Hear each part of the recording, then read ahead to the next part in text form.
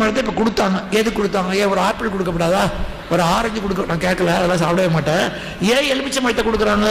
யாரை பார்க்க போனாலும் எலுமிச்சை மரம் தான் வாங்கிட்டு போகிறாங்க. எதுக்கு? ஆப்பிளை கொடுத்தா தின்னலாம், ஆரஞ்சை கொடுத்தா தின்னலாம், வாழைப்பழத்தை கொடுத்தா தின்னலாம். எலுமிச்சை மரத்துக்கு மட்டும்தான் 2 பர்பஸ் இருக்குது. ஒருத்தர்கிட்ட வேலைக்கு சிபாரிசுக்கு போகிறீங்கன்னு வச்சுக்கோங்க.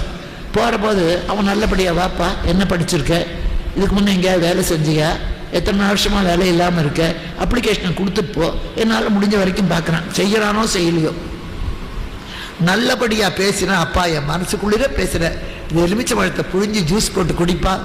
அதுக்கு பதிலாக யாருப்பா நீ, வாட்ச்மேன் எதுக்கு உள்ளே விட்டா, கண்டவனாலாம் உள்ளே வந்துடுறான், எல்லாருக்கும் வேலை இங்கே கொட்டியாக கிடக்க போகலையே. அப்போ என்ன நினைப்போம்?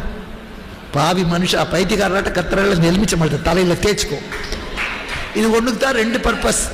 குடிக்கவும் குடிக்கலாம், பித்தத்துக்கு தலையில் தேய்ச்சிக்கவும் தேய்ச்சிக்கலாம். அதனால தான் பெரிய மனுஷனை